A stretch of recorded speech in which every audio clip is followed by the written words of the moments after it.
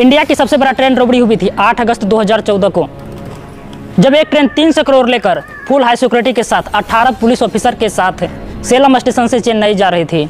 हर station पर उन पैसों को चेक किया जाता था और हर तरह से उन पैसों को फॉलो किया जाता था, पर फिर भी जब ट्रेन अपनी मंजिल पर पहुंची तो उनमें से 12 करोड़ रुपये गायब थे। पूरी इंडियन पुलिस एजेंसी हैरान थे। आखिर चलते हुए ट्रेन में इतनी हाई सिक्योरिटी के बावजूद कोई कैसे पैसा चुरा सकता है। कुछ लोग पुलिस वाले पर शक कर रहे थे तो कुछ लोग ट्रेन स्टाफ पर शक कर रहे थे।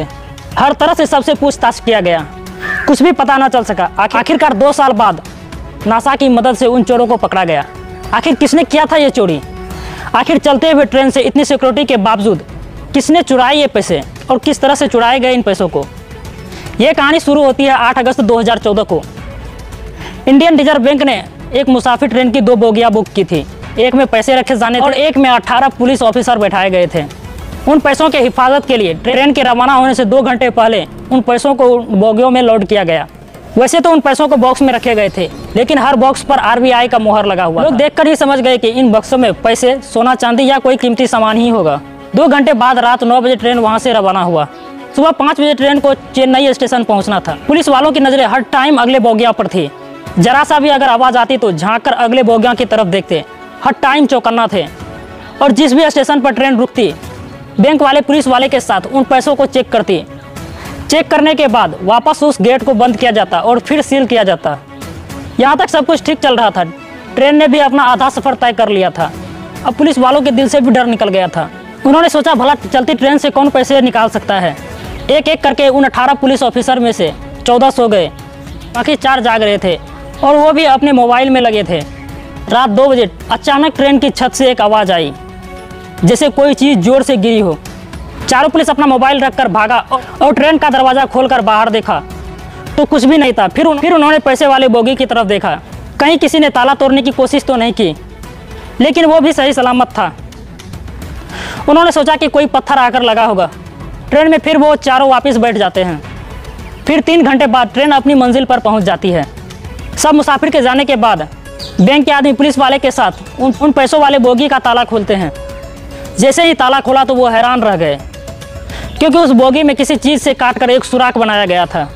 जब वो पैसे की तरफ देखा तो डब्बा भी खुले हुए थे और कुछ पैसे भी गायब थे।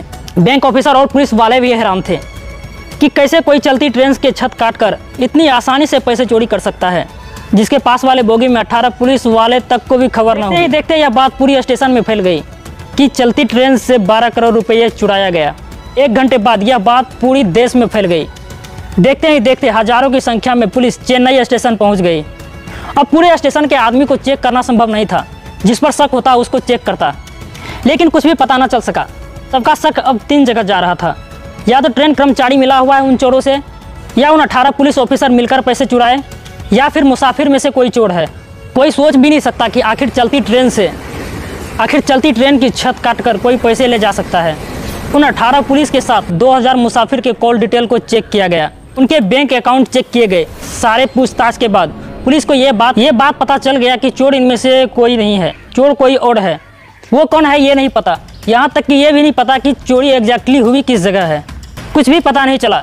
ये केस 2 साल तक चलता रहा। हर तरह से उन पैसों को ढूंढा गया, पर कुछ नहीं पता चला।